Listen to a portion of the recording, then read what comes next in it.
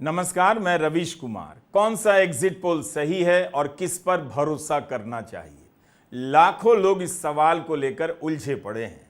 नतीजा तो आएगा 4 जून को और उस दिन एक ही नतीजा आएगा, एक ही नंबर होगा। लेकिन 1 जून को मतदान समाप्त होने के बाद से लेकर 3 जून तक नंबरों की भरमार मच जाएगी। हर चुनाव के बाद सबसे बड़ा सवाल यही हो जाता है कि किसके एग्जिट पोल पर भरोसा करें, किसका वाला सही होगा। अब तो हालत यह हो गई है कि कई लोग सट्टा बाजार के आंकड़े से भी खुश हो लेते हैं। हम आज के वीडियो में आपके इस संकट पर बात करेंगे, किस एग्जिट पोल पर भरोसा करना चाहिए, किस पर नहीं और क्यों नहीं करना चाहिए। भारत में एग्जिट पोल करने वाली कंपनियों के दावे, सट्टा बाजार के आंकड़े, राजनीतिक दलों के अपने अपने सर्वे, खुफिया विभाग के सर्वे, तमाम तरह के नंबर मार्केट में घूमने लग जाएंगे।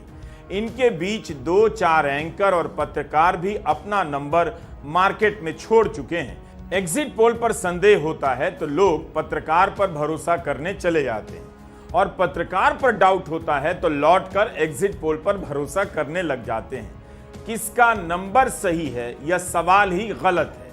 हम आज के वीडियो में इसी पर बात करेंगे। मैंने अपनी तरफ से कोई नंबर जारी नहीं किया है, ना दावा किया है कि किसकी सरकार बनेगी, क्योंकि मेरे पास यह जानने का कोई तरीका नहीं है। जरूर मैं भी कई पत्रकारों से बात करता हूं, बहुत से लोगों से बात करता हूं, कमेंट पढ़ता हूं।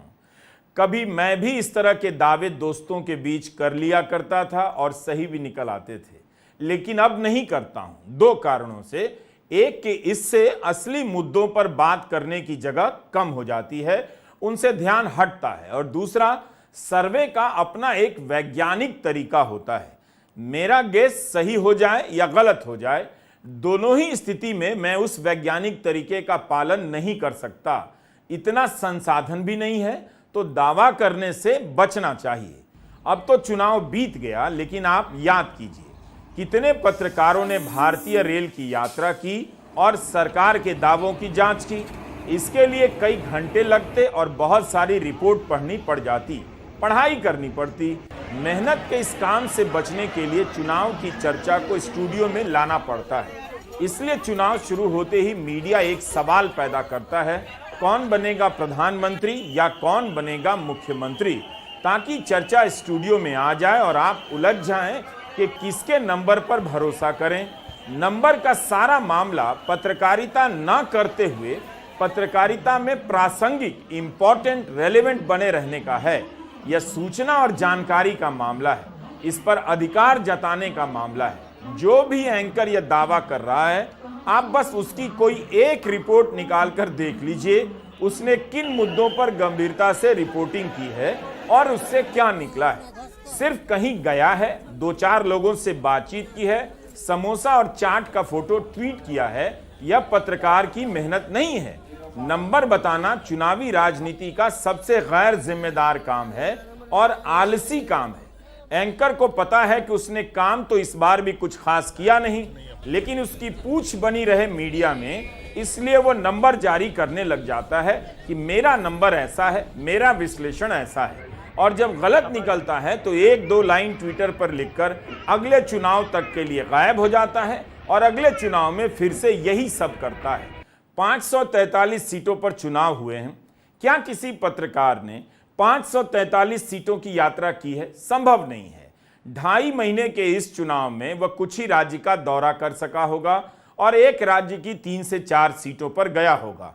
इस दौरान वह कितने लोगों से मिला होगा, कहां मिला होगा? भारत जैसे देश में क्या आप 400, 500 या 1000 लोगों से मिलकर दावा कर सकते हैं कि बीजेपी को इतनी सीटें आ रही हैं, कांग्रेस को इतनी आएंगी?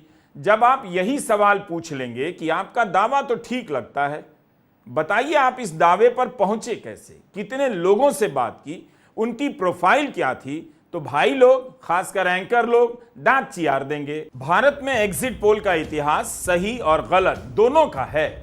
जिसका सही होता है उसके बारे में भी आप नहीं जानते कि उसने सर्वे कैसे किया, सैंपल का आकार कितना बड़ा था, सवाल किस तरह से पूछे गए थे। हालत यह हो जाती है कि जिसका भी एग्जिट पोल गलत निकलता है उस पर भी लोग अगले चुनाव में भरोसा करते हैं। नंबर जानने की जल्दी आपको भी रहती है और चैनल वाले तो आपसे भी जल्दी में रहते हैं। सीटों की संख्या को लेकर तरह तरह से जिज्ञासाएं पैदा करते हैं। इंतजार कीजिए, अगला नंबर यूपी का आने वाला है, देखेंगे 80 सीटों पर क्या होने वाला है। इसी हड़बड़ी के कारण एग्जिट पोल को लेकर गड़बड़ी हो जाती है। स्क्रीन पर कोई ना कोई नंबर छलक रहा होता है ताकि आपका ध्यान बना रहे, आप उस चैनल को ना बदलें और उसी चैनल को देखते रह जाएं, टीआरपी आ जाए। कई बार आप अपनी इच्छा के अनुसार किसी एग्जिट पोल को स्वीकार कर लेते हैं और जब गलत निकलता है तो आपका दिल टूट जाता है। अक्सर देखा गया है कि आप सर्वे को लेकर गुस्सा भी हो जाते हैं। इससे सबसे बड़ा नुकसान यह होता है कि एग्जिट पोल के कारण आप चुनाव की प्रक्रिया पर भी संदेह करने लग जाते हैं। हम इस वीडियो में इसी पर बात करना चाहते हैं कि एग्जिट पोल के गलत होने और उसे लेकर गुस्से की वजह क्या है और सही रास्ता, सही सवाल क्या हो सकता है। हम इस विधा के एक्सपर्ट बिल्कुल नहीं हैं, लेकिन जो लोग इस प्रक्रिया का अध्ययन करते हैं, हमने उनसे बात की और लगा कि आपके बीच एक गाइडलाइन पेश की जाए। हम किसी कंपनी का नाम नहीं लेना चाहते। जब आप किसी एक कंपनी के सर्वे के गलत या सही होने का जिक्र करते हैं तो फिर आपके पास उस कंपनी की सारी प्रक्रियाओं की जानकारी भी होनी चाहिए, जो हमारे पास नहीं है। सीएसडीएस और लोक नीति जब सर्वे करते हैं तो अपना डेटा पब्लिक कर देते हैं। आप खुद भी चेक कर सकते हैं कि उन्होंने कितने लोगों से पूछा, कहां कहां जाकर पूछा, किस तरह के सवाल पूछे। लेकिन कई कंपनियां एग्जिट पोल वाली अपना डेटा पब्लिक में नहीं देती। डेटा एक साइंस है और साइंस का मतलब यही होता है कि दूसरा भी ठीक से उसे आजमा सके, परख सके। तो एग्जिट पोल वाली कंपनी अपना डेटा पब्लिक क्यों नहीं करती है या नहीं, यह सवाल पूछिए। तभी आप जानेंगे कि उस कंपनी ने अपनी मर्जी से कहा या किसी दबाव से कोई नंबर दे दिया, या वह वैज्ञानिक तरीकों का पालन करते हुए सीटों के नंबर बता रही है। जब भी आप एग्जिट पोल देखने जाएं, थोड़ा समय यह जानने में लगाइए कि उस सर्वे में कितने लोगों को शामिल किया गया, पिछला सैंपल कितने लोगों का था, सर्वे कितने संसदीय क्षेत्रों में किया गया, कितने मतदान केंद्रों पर किया गया, सर्वे करने की प्रक्रिया क्या थी, किस उम्र के लोगों से पूछा गया, उसकी सामाजिक विविधता क्या है। तभी आपको सटीक जानकारी मिलेगी। एग्जिट पोल करने वाली कंपनी और चैनल को भी समय लेकर इसके बारे में बताना चाहिए। कुछ चैनल बताते हैं, लेकिन सब कुछ जल्दी जल्दी में, जैसे बीमा कंपनी के विज्ञापन में शर्तों के बारे में बताया जाता है। सब दावा करते हैं कि हवा उस तरफ है, इस तरफ है। जैसे मीडिया में मठाधीश हो गए हैं जो नंबर का दावा करते हैं, वैसे ही पार्टियों के भीतर भी ऐसे लोग मठाधीश बन जाते हैं जो नंबर के सहारे